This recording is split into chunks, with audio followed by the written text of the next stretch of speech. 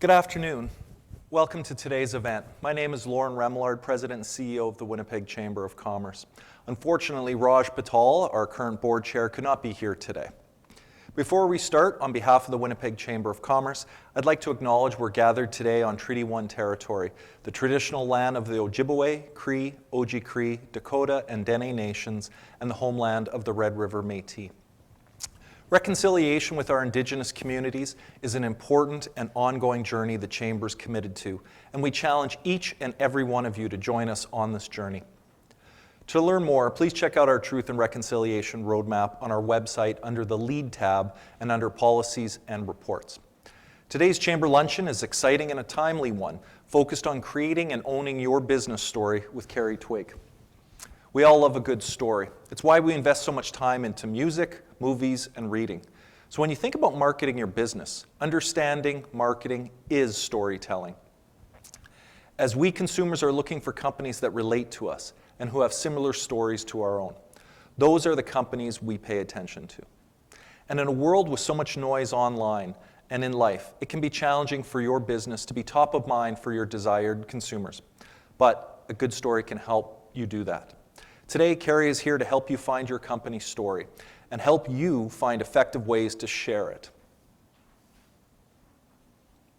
Today's virtual luncheon programming is set up to reflect your usual in-person luncheon experience. For example, as you logged in today, you hopefully saw the networking tab on the left-hand side. There, you can enter one-on-one video sessions with other attendees. Or if you prefer, you can visit the member booths by clicking on the Expo tab. Or maybe you have a client or even a prospective one you want to connect with. Now is your chance. Simply click on the people list on the right-hand side to send them a private message. These are just a few of the features we have available for you to connect with your community and other chamber members, all from your home or office. If you have any technical issues today, please contact any of our chamber staff by chat on the far right-hand side. They are listed as WCC Help under the attendee list. Lastly, be sure to tell your colleagues, clients, and friends about our virtual luncheons. They are indeed a great way to connect, learn, and grow your business and your story. Before we welcome our keynote, I wanted to say thank you to our chamber champions and chamber leaders. This year we had 10 companies step up as champions and 3 step up as leaders. Thank you for your continued support of your Winnipeg Chamber. We encourage you to get on social media to join in on the conversation using the hashtag WCCBiz. We'll be jumping into our fireside chat with Kerri shortly, but before we do so, I did want to explain how today's luncheon will work. The first half of today's program will be a fireside chat with Kerri.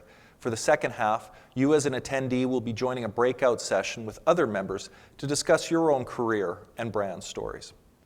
So stay tuned. I will provide more detailed instructions after the fireside chat. Okay, let's get started. I'm extremely excited to be introducing to you our keynote speaker today. Kerri Twigg is the founder and career coach of Career Stories Consulting. For those of you who may not know, in 2018, Kerri was named one of LinkedIn's top 10 voices. Out of 610 million people on LinkedIn, Kerri was in the top 10 LinkedIn contributors in the workplace and management category based on her analytics, all from Winnipeg. Personally, for myself, LinkedIn is a big part of how I connect with our chamber members online and is such an important tool for entrepreneurs and business professionals. Kerri is an international career coach who helps people use their stories to grow their careers. Along with her LinkedIn top voice recognition, she was also named the #1 career coach to follow by JobScan. She is also a contributing author to the Amazon best-selling career book, UMAP. Now, without further ado, welcome, Kerri.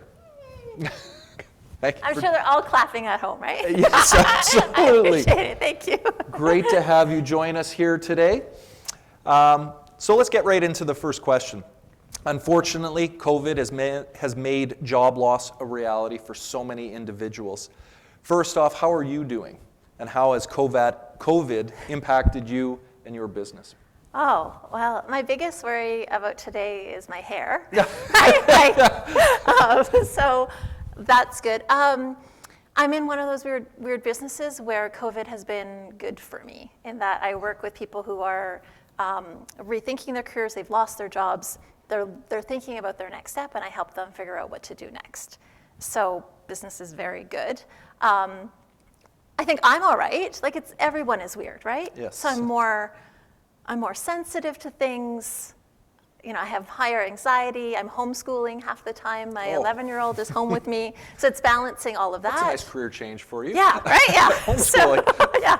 I have an MEd, so I feel somewhat qualified. Okay. Yeah.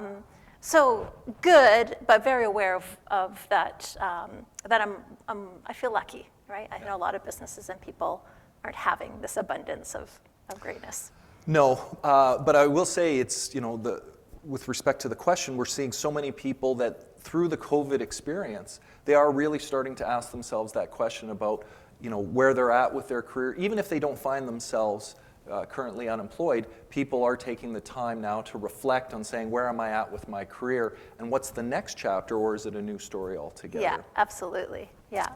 So your company, Career Stories, emphasizes the importance of creating and understanding your own story. Yeah. Why is it so important for an organization to create and hone their own business story? So first off, if you don't create your own story, like if you don't create and hone it, your customers are anyhow, right? So it's being created. If you don't like the idea of a story, it's happening anyhow. I think the power in knowing your own, so creating your own, honing it, knowing how you're doing it, is that you never have to question who you are as a company, why you do the work, what you help with, or why you matter. So everybody that you meet, anything that you make, any improvement is because you have a really clear vision of what you're trying to do and how you do it. And you think with the speed of social media and people crafting your company's story, be it good or bad, the imperative to be able to own your own story is even more so with the advent, of course, of social media and electronic communication. Yeah. It really is writing it at a much faster pace than we had in the past. Yeah, absolutely. Do you have an example of a memorable brand with a memorable business story? There's so many. I'll try and stick local. Although for Big Wide, I think Patagonia. Do you know Patagonia? Oh, yeah. Think about them, right? All about the environment, all about and their story talks about their small roots to growing to even recycling their products now. But there's a new flower shop in Winnipeg called Mazagana Flowers. And the woman who runs it tells this beautiful story about coming to Canada 10 years ago, getting a job buying flowers for a big corporation, loving it, loving the seasons, and then learning how to grow herself. And now she grows, now she's sells flowers and sells seeds. And her story, I'm like, it's super simple, but you know exactly what her roots are, and it makes you want to support her. It's nice because it does, to create your own story. It doesn't necessarily have to be something overly complicated. There is a beautifulness in simplicity. Absolutely, yeah. Do you have tips for our chamber members wanting to find and write their own brand story? Yeah. So I guess there's two ways, because I think this talk is, I think everyone always wants to know how to do it for themselves, so I can talk a little bit about that, and then I can talk about the business story. So for yourself, the best way that I know to do it is to get a pack of index cards.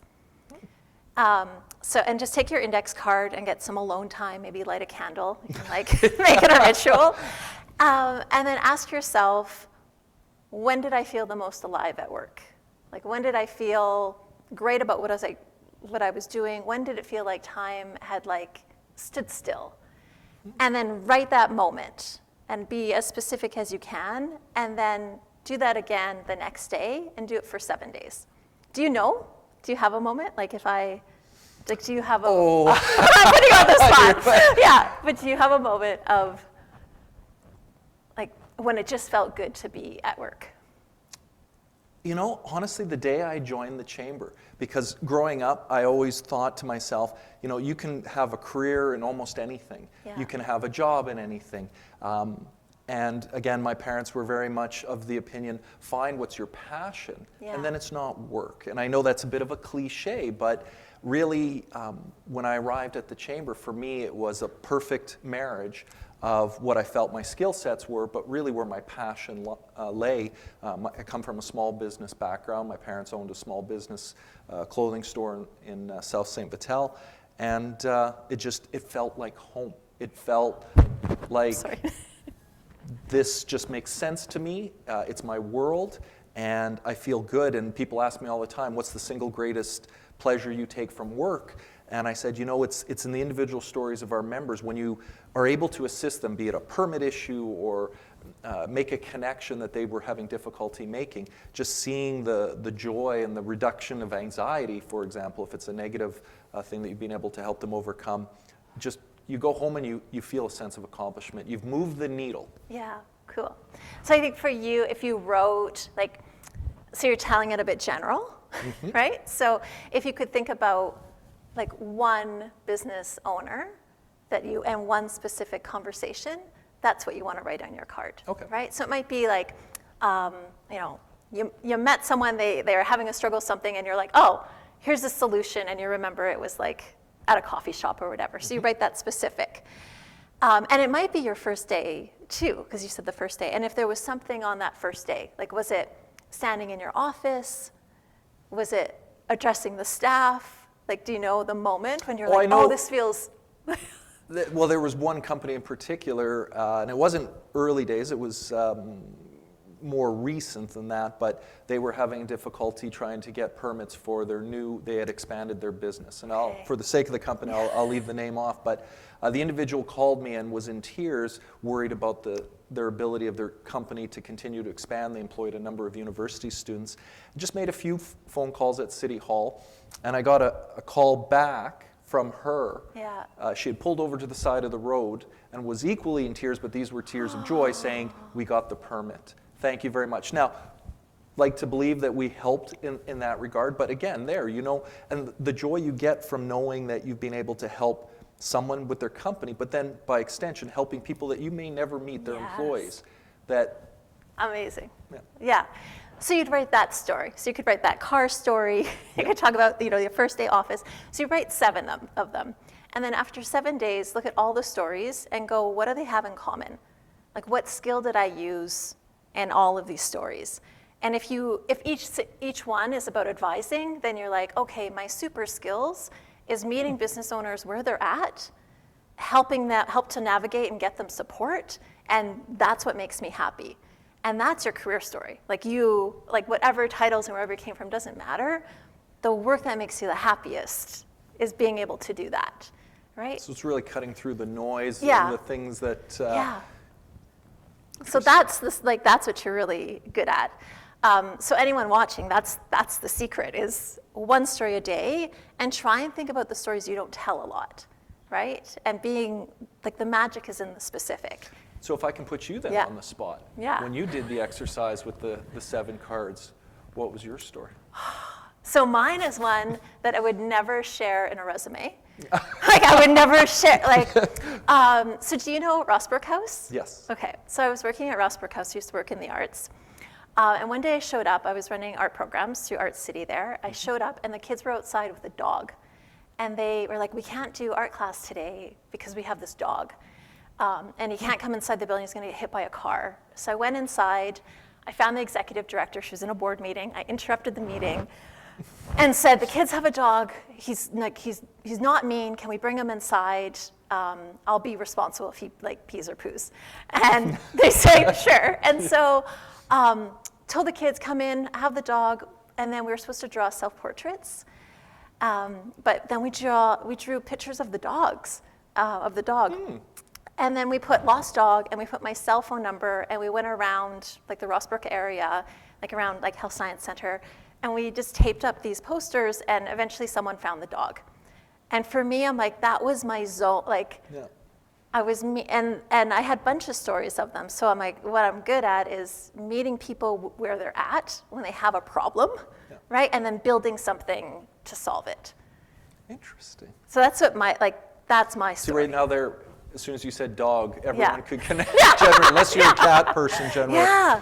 So what do you say to the business who say they don't have an interesting story? So I think you can do this with a business.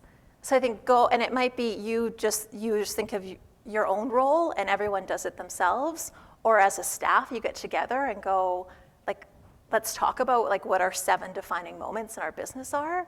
And I think if you look at those and do the same thing, what do we keep doing over and over? What are we proud of? What's the difference that we make? That becomes your core story. And would you say, it's interesting because you talk to business people all the time, and it's, Yeah. be it product, service, price, on a number of fronts, people are always trying to find their point of differentiation, and really it is your story. This is it. Because your story is truly your story. No Yeah. one else has the identical story. Yeah. So really it cuts to what every business is looking for, is that point of differentiation, and it's, Yeah. again, your story. And the most human ones, like the one you just told about, like everyone watching, we can imagine, like, it's universal because we can imagine that person crying in their car, right? Anyone in business, and Anyone in especially business, now, yeah, right, with the probably perfect had a crying. few moments of Yeah, tears. and then what that does is it connects something in our brain. So the person listening is going to remember a time when someone helped them out, or a time they cried in their car, and that sparks, and it makes like big sparks in your brain that make you feel good, and then build a connection with the person that's telling you, right? So you just won people over. Well, at the end of the day, I helped someone. Yeah. But though with the recent emphasis and attention on diversity and inclusion, all businesses are being called to the forefront. How can a business address this call to action while using storytelling? So I think it's another one of, if you don't say anything, like that, I think it used to be okay to say nothing. But now people are saying, like, where do you stand? And asking. And I used to see companies that you never saw before putting like Black Lives Matter on the top of their websites, and you're like, so I think the big one is that I think you have to say something, and saying nothing is louder. And that we're at a time now, and I don't know if it's like COVID, but we're more sensitive to people who just want to put like that black square and say that that's enough, or say, oh, we're committed to this, but they don't. So I think the stories to tell would be, what are you actually changing, right? So on that, because we talked about marketing, storytelling, Yeah. and in my mind, when I look at the two, and storytelling is as authentic as it comes because it's your story, your lived experience. Yeah. Marketing is, I would put as a larger umbrella to that storytelling. Yeah. And when it comes to diversity and inclusion, authenticity matters. Yes. And people will be able to see through if you're saying it but not living it. Exactly. And the use of storytelling is really fundamentally critical to your ability to speak to the issues of diversity and inclusion in an authentic manner, because it's your story. And if your story isn't one of diversity and inclusion, there's no amount of massaging that's going to cover the fact of the lack of authenticity. Yeah.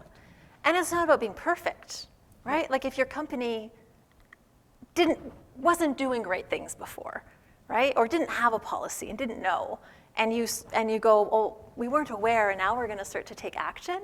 Even sharing that story is authentic. Well, exactly, right? and I think for a lot of companies too, it's the past may not have been the story that they particularly would say fits the context today, but owning that story, owning that, yes, there's progress to be made. As a chamber, one is a great example. Yeah. Our history is not one, early days of founding and so forth. We were not the epitome of diversity and inclusion. I think as a chamber, we've made great strides forward in that regard. And so we own our story. We own the past. Yeah. And you have to recognize that, and then it helps really in terms of that authentic storytelling to say, look, we understand the past, and we're working towards this. Yeah, absolutely. We have Kayla Bueller, Events and Marketing Coordinator at the Winnipeg Chamber of Commerce, to ask a question. Hi, Kerri. It's Kayla, the Events and Marketing Coordinator here at the Chamber. And my question for you is, what are some effective ways businesses can share their business story and build that emotional connection with their customers? Thank you. Okay, so build the story and emotional connection. So telling specific stories, right? Like that light up brains. I think that power of being specific, not trying to be perfect. The first story I ever told on LinkedIn was about this interview I went to where I wasn't expecting to do a presentation. And it was my first corporate interview. And the woman, it was at People First, and do you know Eileen Curtin? Yes. Yeah, okay, so Eileen was interviewing me, and she said, part of this job is doing presentations. I'm gonna leave, I need you to do a presentation for me. So she went and got water, and I had no idea what to do.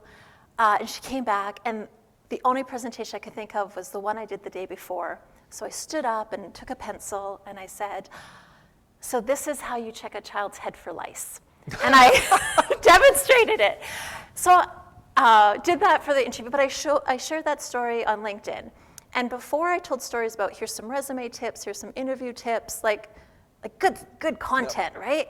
But that lice story got me so many likes and so many people writing to me and director level people going, I know that feeling, right? So I think sharing Hopefully a story. not that many people yes. know that feeling. Yeah. But I think the feeling of not being ready.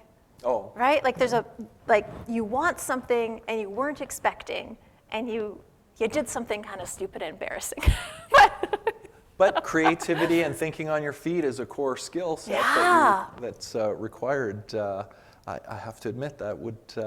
It's interesting about that too is I guarantee you, people that have heard that story, that will stick in their minds more so than any other presentation that you did exceptionally well on. There's a memorability factor to that that will stick with people. And I guess when it comes to storytelling, you want the story to resonate and stick so that it's not a fleeting in our mind for a moment gone because we're just being inundated with so much noise, some of it information. To have that sticking factor is so critical. Yeah. The arc, can I have one little thing? The arc of the story is you have a character, they weren't expecting something, there's some kind of a climax, right? They hit it, and then they react, and then it gets resolved. So that story just told that arc. So something has to change. You have to have some kind of obstacle, and then you tell us how it ended. So we talked a little bit already about sort of the storytelling, marketing, but what would you say is the difference between advertising and storytelling? And is there a difference?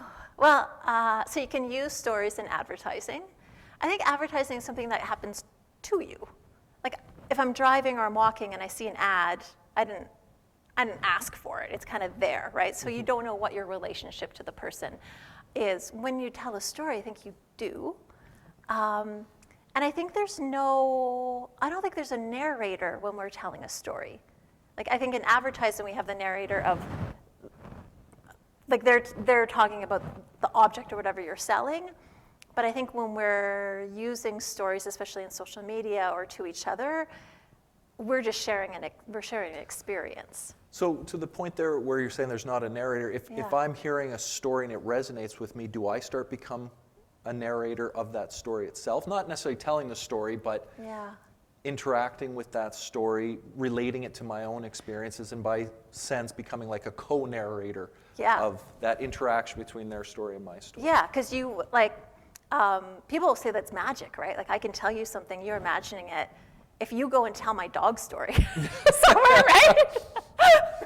Or if I tell your policy story, then we become narrators. But when we're first sharing it, we're not. We're just explaining how it. I think we're explaining the experience of it. So just to build on that a little bit, because one of the things we hear a lot from our members is they'll come to an event and they come to network and make new connections. And one of the things we say back is, you'd be surprised, you'll go and meet someone, and they may not necessarily be a client that is a prospective client, nope, that's not my target audience. But we say, But be very mindful, you do want to make sure you're telling your story strongly there, because that person becomes the word of mouth for you. And it's amazing how many of our members have come back and said, I made a connection at one of your events, but the business I generated wasn't from that person, it was from 2 people removed. So the power of the story resonated with that person enough that it stayed with them, and they became basically your vehicle to be able to keep telling your story. Absolutely. And Yeah. So now we have Brittany Pedden, Principal Senior Consultant at Practical HR Solutions, here to ask a question.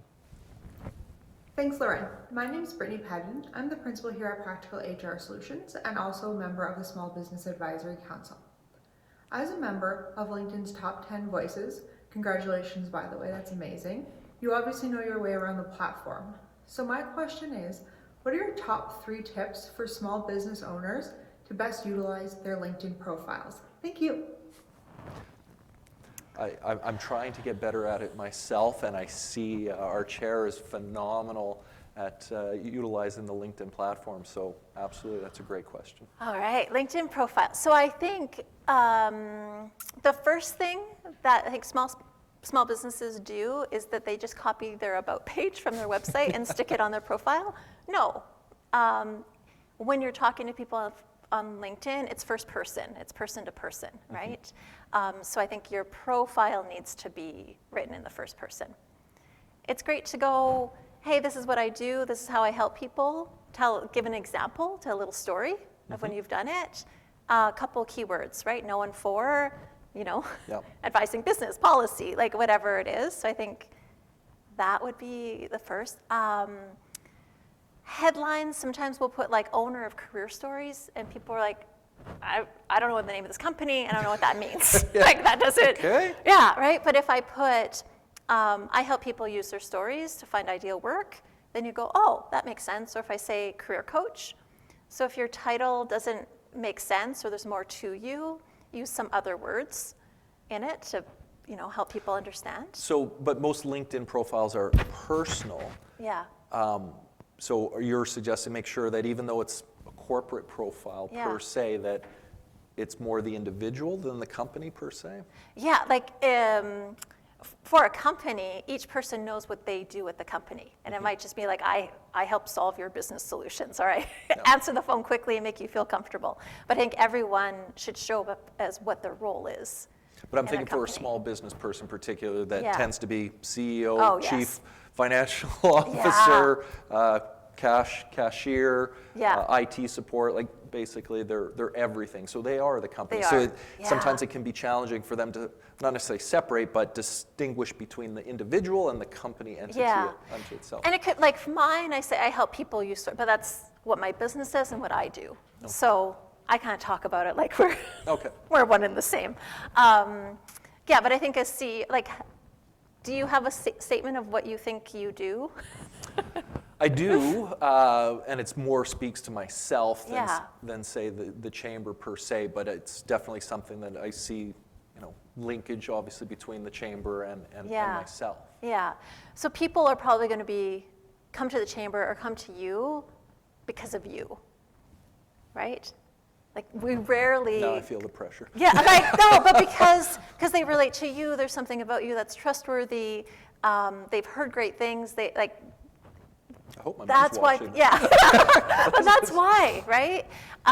We don't really we might fall in love with companies, but we fall in love with companies because of the people who are working in them. So I think saying what you do makes sense. Having first person. She wanted 3 tips. I think some people treat LinkedIn, like the profile, kind of like a resume or an about page on a website. Yeah. But for it to work, you need to like other people's stuff. You need to comment on other people's stuff. Talk a little bit about like behind the scenes, like those kinds of stories do really well. So to that point, storytelling is constant. It's an active. Absolutely. Posting a resume online is static. It just sits there, and in the old days when you used to have to file paper ones, they usually collected dust. Yes. Can you tell us a little bit more about your LinkedIn journey and why it is such an important tool for business owners today? Yeah, so when I started on LinkedIn, I made all the mistakes that I just said don't, right? So I had a really boring, I think I talked about myself like Kerri Twigg is a blah, blah, blah, right? Yeah. Instead of I am.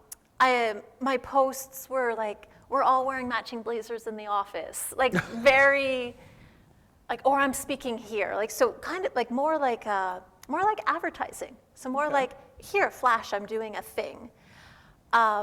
And then I was on Instagram, and I started to take some of the stuff that I thought was a little bit edgier, and I started to share it on LinkedIn, right? And it felt a little bit less polished and more storytelling.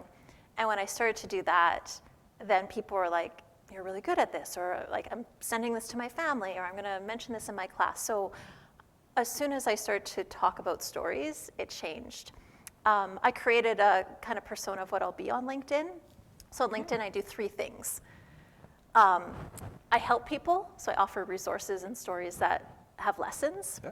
I show my expertise. So again, like resources, but talk about it at a certain level. So no one questions, does she know this stuff? Yeah, I do. it's like she's saying a lot. Yeah, and then my third, because I know from my career cards, one of my skills is I'm delightful. So that Yes. needs to be in there. I can't just be this expert helper.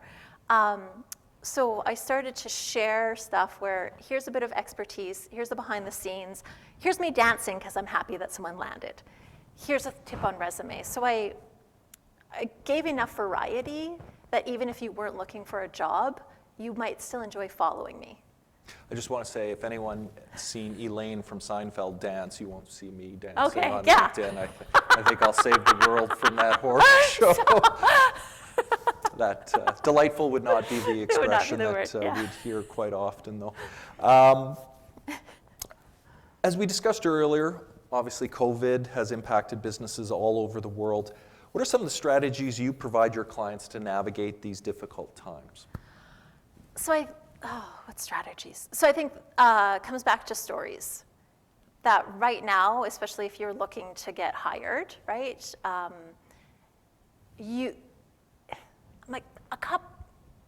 How many months has COVID been here? 7. 7 months. So 8 months ago, you might be able to go to a company and say, I'm not sure what I want to do, right? And they might go, oh, we have room to train you, that's okay. Companies don't have that right now, right? Most companies are in like survival, pivot, what are we gonna do mode? And if you can go to a company and say, this is exactly what I'm good at, here's an example of how I've done it, and this is what I can do for you, you're golden, right? Because they're ready for people to hit the ground running. So I think the biggest thing is to know that about yourself. So do the career cards, right? Like figure out what those things are, how you're gonna back it up, and then who you wanna do it for. Do you, just some may not know what those index cards are. Oh, yeah. So you can use Post-it notes Post-it as well. notes, Post-it absolutely. notes. Yeah. Pieces of paper, a Trello board. Yeah. Whenever I talk, provide career advice, and I Yeah. talk about what I did to my kids, and I actually referenced the Yellow Pages one time, and they were like, the what? And I'm like, okay, dating myself a little Yeah. bit there. Okay, last question. Yeah. What is your number one advice for business owners listening to us today? What should they do next? So they've watched this, Yeah. they're reflecting on what you've said, they want to implement something right away that you've advised on. What should that be? I would just start writing out those stories. So so either your personal or you're working with your employees, but I would figure out those 7 stories, find the common themes, and then go, what's the best way to share? What's the best way to share this? And it might be creating a plan for what stories you're going to tell in person, so at networking. What stories sound like they'd be really great in LinkedIn? What might be great to work with, production studio and make a series of videos? But I think it's finding it and then making sure that everyone's telling the same story, and then where are you going to share it, right? And just play, right? Yep. So some might be really safe, and some might be a little risky. Play with it and then watch what works, right? And then adapt from there. So actually, I shouldn't have said last question. I'm going to call an audible there. For some that are more starting out their careers, maybe where they feel they don't have that lived experience to be able to write a fulsome story, Yeah. or truly understand their story because they're still on that journey. They're still early stages of it. What would your advice to those young It's young. business people that are starting out? So you can still find it, I think, by looking back, right? So you might find it might be thinking about when you were in school, so maybe you were taking entrepreneur class and you were in a group. What role did you play in that group, right? Did you naturally, take charge and give order? Were you the one following up? Did you create an outline? Or were you the one who always went, let's just do the wild thing? Because I think the skills that I have, I've always had, just that the examples that I give change. So I think you can still go back and find them. They just might not be in a work or business experience. Yeah. No, fair comment. Well, thank you very much. That is all the time we have for today's Fireside Chat. Thank you so much for joining us today, Kerri. Congratulations on your success, and we've absolutely enthralled by your story, the success you've had, and we know it's still being written, your story. And we look forward to continuing to read it and see some of the zany antics on your LinkedIn profile. I know one of the steps I will take away from this is going back and taking a look at my LinkedIn profile. I have been told I'm on LinkedIn, so all the social media. I'm not on TikTok yet. Probably stay away from that. That's where you do your dance videos. My children have asked me not to go onto TikTok, but definitely, there's a lot that you've talked about today that I think we can all take back and remember. It is truly the story. Our story is what we own. You don't have to make it up. You don't have to embellish it. It's yours. And one of the things I always like to final comment, and why I think the power of storytelling is so compelling, is we have a tendency to think when we go in for an interview that it's the company interviewing us. But I've advised so many people, it's even more so today, the candidate is interviewing the company. Absolutely. And so by knowing your story and understanding their story, it's about fit. And fit is really critical to success today. So by knowing your story, you'll be able to do a much better job of assessing where that fit is going to be. Absolutely. And as well, if you're in a hiring in an HR capacity, understanding your company's story, your own story, and asking them to understand theirs, you'll, as a prospective employer, be able to ascertain, is this a good fit? Is their story going to add value and alignment with our own corporate story? Absolutely, yeah. So before we break out into our roundtables, I wanted to remind you about an upcoming event. On Thursday, November 19th, we have our November virtual luncheon. The discrimination and inequities of racialized communities across the world led to many businesses releasing official statements of support for Black Lives Matter. But how do you ensure those statements are backed up by authentic and meaningful action? Registration is free for members and is available online at winnipeg-chamber.com.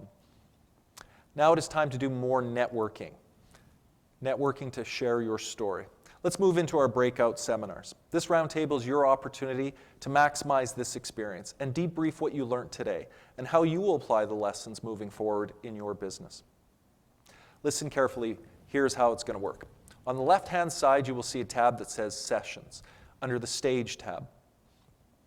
In each breakout room, the individual whose birthday is coming up will be the conversation facilitator. We don't need the year. We'll start with the month and the date. If you are the facilitator, please encourage each attendee to do quick introductions. From there are 3 questions to guide each roundtable discussion. The 3 questions are, what is your elevator pitch business story? 2, what do you find hard about finding or telling your business story? And lastly, what is something you are going to take away from today's session and implement into your business? Okay, now it is time to network and discuss with other members in your community. Please click on the Sessions button. Once your breakout session is done, you do not need to go back to the stage. The meeting will be adjourned. Have fun, happy networking, all the best, stay safe.